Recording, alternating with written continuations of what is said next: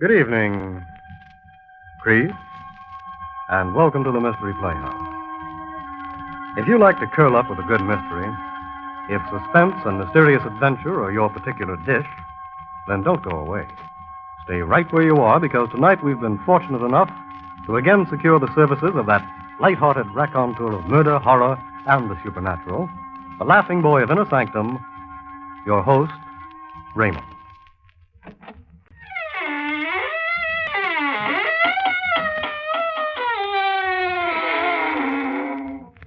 Good evening, friends of the Inner Sanctum. Welcome once again through the squeaking door. So brave of you to drop in. You know, I do like to have a body around. It keeps me in good spirits. What's that? Oh, you feel warm. Well, now, that may be the fault of the chairs. You see, we've been redecorating, and the chairs you're sitting in are hot seats.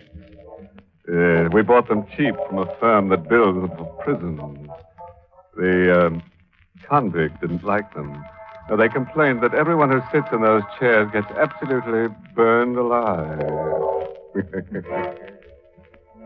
And now, friends, draw up those chairs we talked about earlier and listen to tonight's tale of terror, written especially for the Inner Sanctum by Michael Sklar.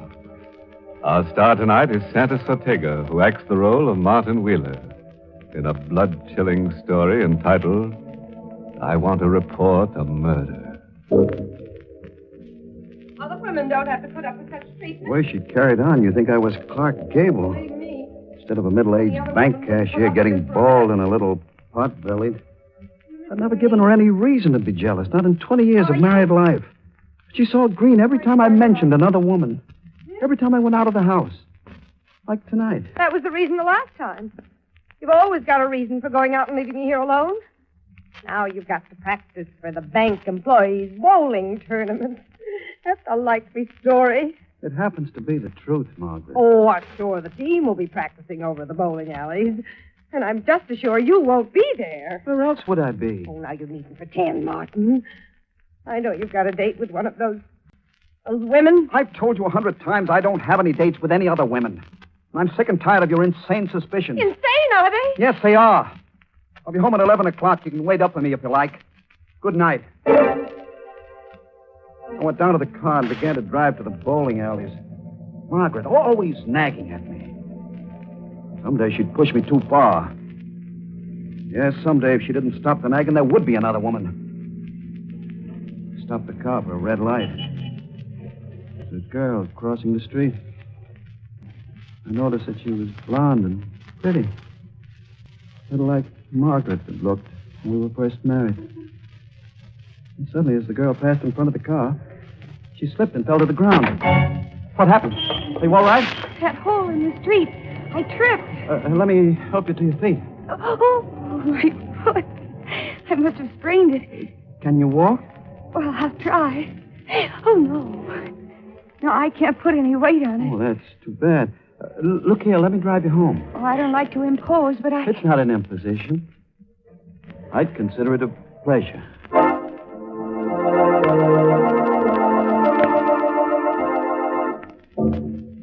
She was about 25 years old and married. She said her name was Mrs. Susan Holmes. I didn't tell her my name.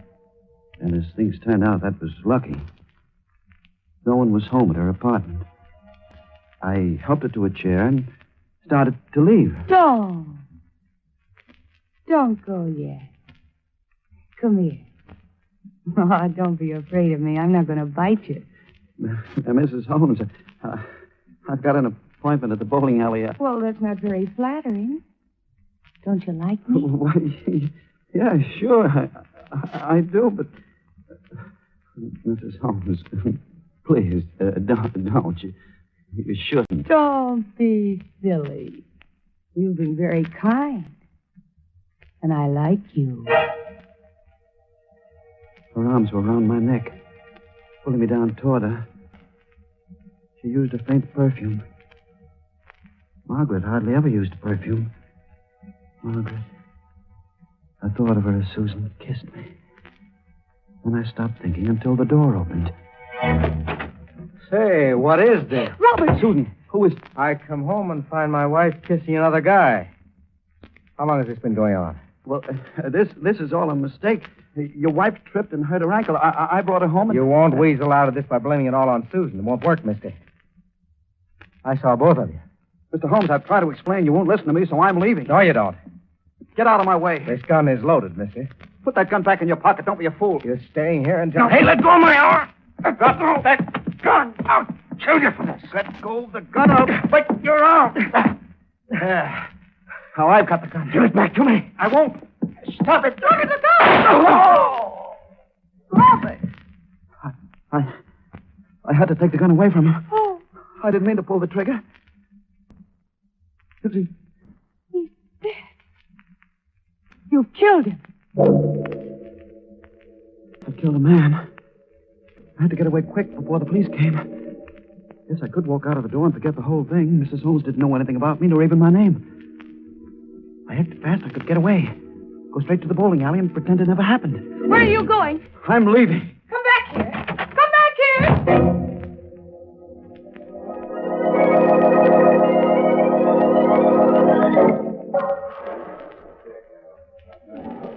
Well, you did come to the bowling alley after all.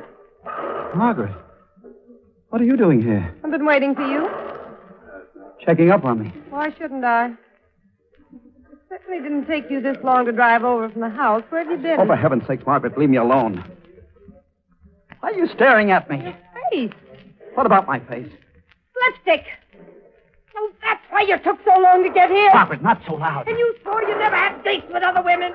Oh, I knew it. I knew it all the time. Don't shout like that. People are staring Let at them us. stare. Let them hear every word I say. I want your friends to know what kind of a man you are. Call for Mr. Wheeler. Mr. Wheeler. That phone call, it must be for me. I'll be right back. Hello? Mr. Wheeler? Yes, who's this? This is Susan Holmes, Mr. Wheeler. What? You killed my husband. Just in case you've already forgotten. How did you know my name? Where to find me? It was all in your wallet. My wallet? It dropped out of your pocket during the fight. What? You want? I gotta see you right away. That's impossible. My wife... Would you rather have me call the police? No. Don't do that, please. Where shall I meet you? Downstairs in front of my apartment house. I'll be there waiting for you. I'll be there in 10 minutes. Bye.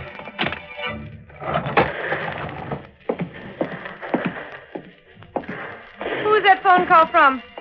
No one you know, Margaret. I can tell from the expression on your face. It was that woman again. I can't argue with you, Margaret. I've got to go. Go where?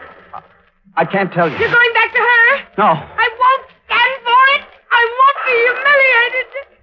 If you go to her, I'll kill you. I swear I'll kill you.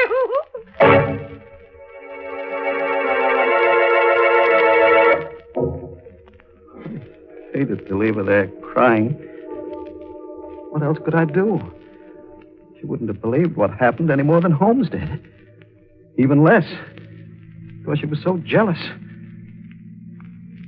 Susan's voice had sounded hard and bitter over the phone. Well, I couldn't blame her. It's a rotten thing I did. Running away like that. Then I saw her waiting at the curb. Young. Slim. And pretty. So you came. Get into the car, Susan. I want to tell you, I'm sorry about running away. Save the apology. Let's start driving.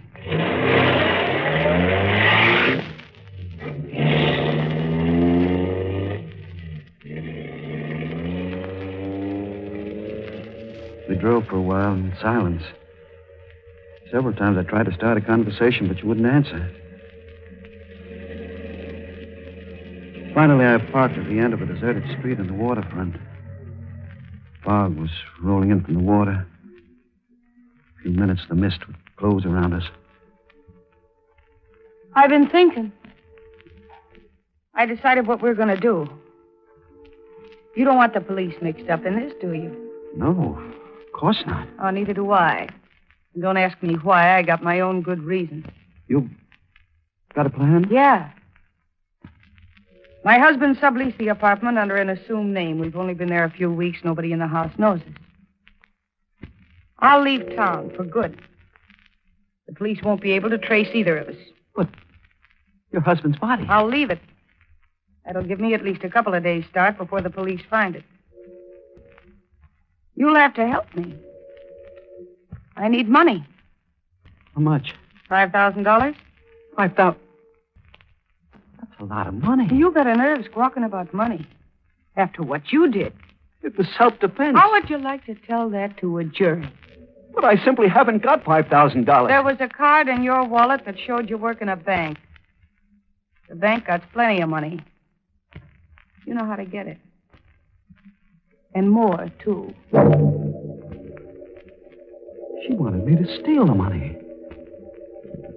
I saw it clear now. No longer young and fresh and pretty. Just this cheap, flashy woman who wanted money.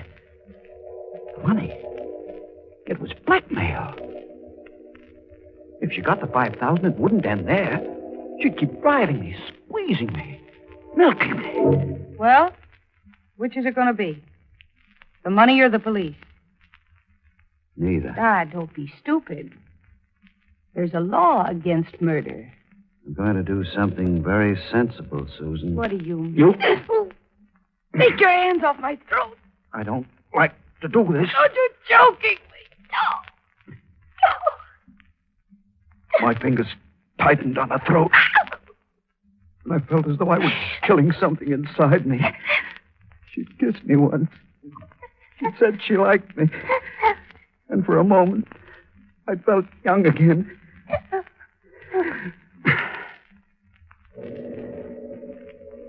The body went limp suddenly between my hands. She was dead. I was a double murderer.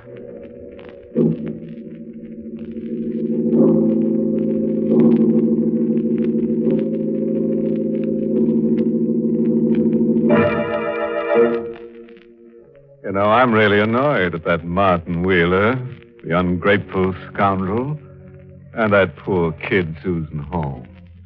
She got her neck twisted, all because she was trying to do Martin a good turn. That wasn't a good return for her pains, was it? But on the other hand, it's not hard to see Martin's point of view. He probably felt that one good turn deserved another.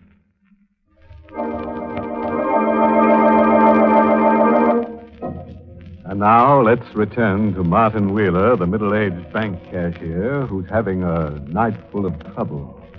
A moment ago, he killed Susan Holmes because she threatened to tell the police about the death of her husband. Fog was all around me now, making the world unreal, sinister. Off in the water, the fog whistles were sobbing. I stood at the end of a pier, body of Susan in my arms. I held her a moment longer than was necessary, and then dropped her into the water.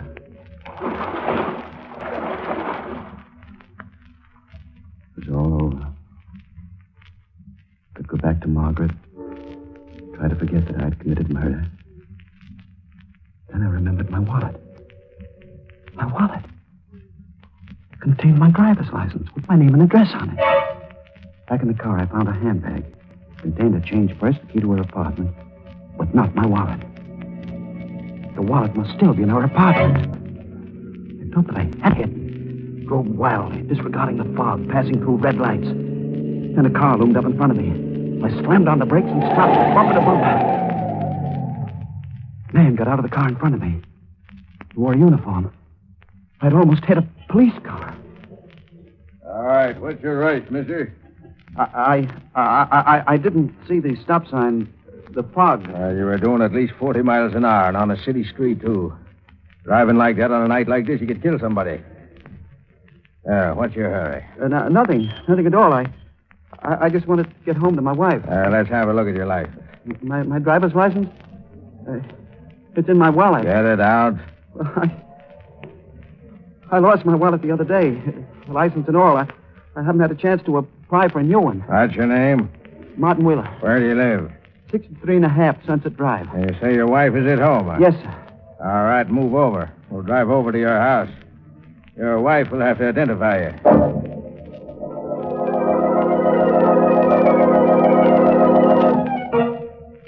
Is that all, officer? All except for this. Here's your ticket, Wheeler. Appear in traffic court tomorrow morning. And apply for a new license, you understand? Yes, sir, I'll do that. All right. And don't let me catch you driving like that again. Good night. Good night. Well, Martin? I'm sorry, Margaret. You're sorry. Who is she? What's her name? Believe me, this isn't like what it's Are you in love with her? Are you? Answer me. No, I don't love her. Someday I'll be able to tell you what happened, but not now. I'm awfully tired. Let's go to bed. I pretended to sleep. The thought of my wallet still in Susan's apartment kept spinning through my mind. I had to get out of the house. I had to get to Susan's apartment and find the wallet. I couldn't leave until I was sure Margaret was asleep. She was asleep now. I slipped out of bed, got into my clothes, crept toward the door. I didn't see the chair in the dark until I stumbled over it. Who's there? Martin? Martin, where are you?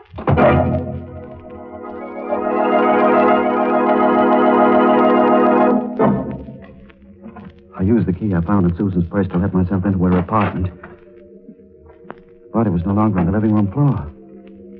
She must have dragged it away. Perhaps she put it in the closet before she went to meet me. I didn't look for the body. My first concern was my wallet. And I found it where she must have left it on the telephone table. Everything was there. A few dollars, my license. I put it into my pocket, started to leave. Wait a minute. Holmes! I thought you were dead.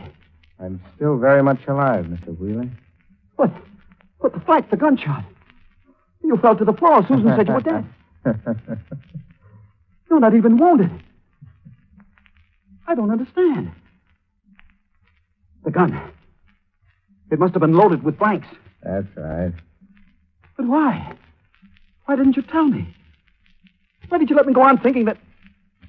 Oh, I think I understand now. It was the old badger game right from the beginning. Susan's sprained ankle. When she kissed me. When you came in on us. That was all arranged in advance. Oh, I thought she really liked me. But it was all done in order to blackmail me. And now she... Where is she? I don't know. She met you to arrange for the money. Now, you've got her door key. What did you do to her? Nothing. Nothing. You don't kid me, Wheeler. I can figure out what happened. She met you and asked for the money according to plan, but you figured you could get out of the mess by killing her. That's what you did. No. Sure you did. Else how could you get the door key? She wouldn't give it to you. Why would you come back here for the wallet? You better be on the level with me, Wheeler. I don't know what you're talking about. Yes, you do. So you killed her. But I don't hold it against you. Level with me and we'll make a deal. What do you want? So you did kill her. Yes. So it's a real thing now, instead of a phony. But the price is still the same. I'll keep my mouth shut for $5,000. He was right. The situation was still the same. If I got the money for him, I'd be in his grip forever. It was his life or mine. I had no choice. But I needed a weapon. And I saw it on the desk. A sharp-pointed letter knife. All right. I'll give you the money. When? Right now. I'll sit down at the desk and write you a check. You're doing the smart thing, Wheeler. Yeah, you... Hey, that knife. Stay away from me. Some money. No. No, don't. Wheeler.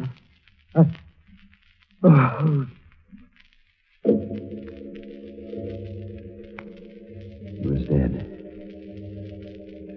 They killed him twice in one night. But this time, I made sure he was dead. Then I wiped my fingerprints off the knife, wiped the doorknob clean. Then left the apartment. I thought of everything. I left nothing behind that might connect me with the two murders. Going home, I concentrated on one thought. I must forget this night. Erase it from my memory. If I ever thought of this night again, it would be as a nightmare.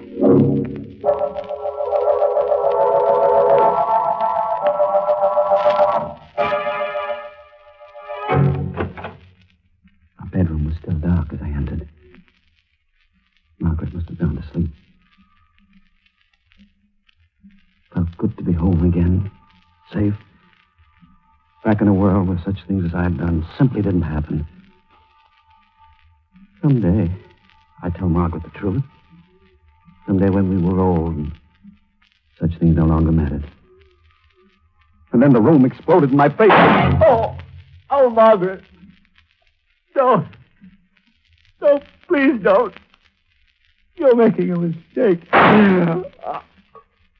Margaret, you wouldn't let me explain. I don't need any explanation. You went back to her. I told you I'd kill you if you went back to that woman.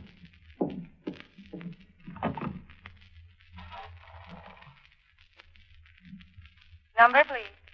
Operator, get me the police. I want to report a murder.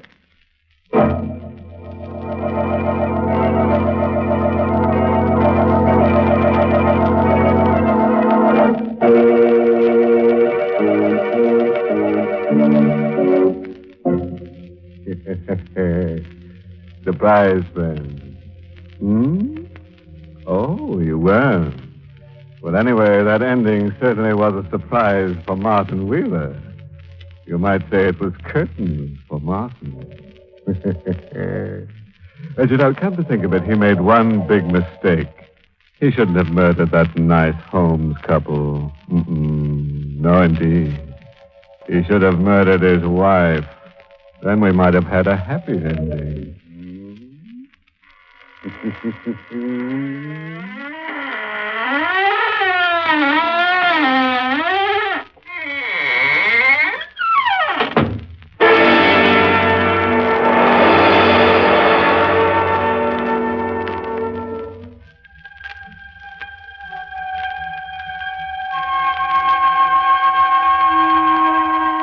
Well, good night to you, old poison puss. And thanks for your story, I Want to Report a Murder, tonight's performance in the Mystery Playhouse. We'll be digging you again in the near future. Creeps, until next time, good night. Sleep tight. This is the Armed Forces Radio Service.